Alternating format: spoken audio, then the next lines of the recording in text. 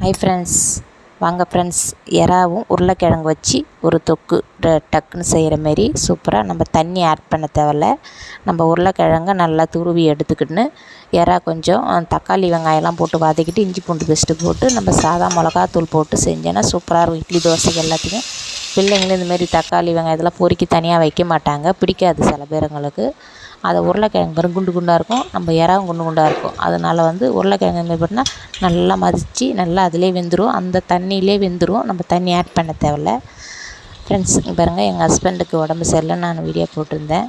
என் அட்டாவுக்கு கொஞ்சம் பகான்னு உங்கள் ப்ரேயரெல்லாம் நல்லா முன்னேறிட்டாங்க. எங்களுக்கு ஹஸ்பண்டுக்கு இன்னும் வயசே இல்லை, ஆனால் இப்போ இருக்கிற உணவெல்லாம் ரொம்ப பயமாக பார்த்து கொடுக்குறதா இருக்குது. அதில் ஒரு ஃப்ரெண்ட்ஸ் சொல்லியிருந்தாங்க, ஹாஸ்பிட்டலில் வச்சு நீங்கள் வீடியோ போடாதீங்க ஃப்ரெண்ட்ஸ்னு சொன்னாங்க. ஏன்னா நான் என்னோடய சேனல் விட்டு விட்டு போகிறேன்னா அதனால் தெரியணும்ல என்னோடய சேனலை பார்க்குறவங்களுக்கு, அதனால் போட்டேன். இனிமேல் நான் ஹாஸ்பிட்டலில் வீடியோ போட மாட்டேன் ஃப்ரெண்ட்ஸ், சாரி. அவ்வளோதான் ஃப்ரெண்ட்ஸ். பாருங்கள், இனிமேல் நான் சாப்பாடு இது எங்கள் பப்பு குட்டி பற்றி நான் போடுறேன். எப்பயுமே நம்ம கஷ்டத்தெல்லாம் நம்ம பழசெல்லாம் நினச்சிட்டு இனிமேல் நடக்க போகிறத நம்ம செய்யணும்.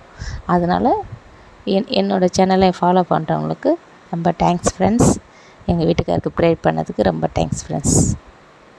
பாருங்கள், சூப்பரான எறா உருளைக்கிழங்கு மசாலா ரெடி ஆகிடுச்சு. நீங்கள் செஞ்சு பார்த்துட்டு கமெண்டில் சொல்லுங்கள், உங்கள் ஃப்ரெண்டுங்களாம் ஷேர் பண்ணுங்கள் ஃப்ரெண்ட்ஸ்.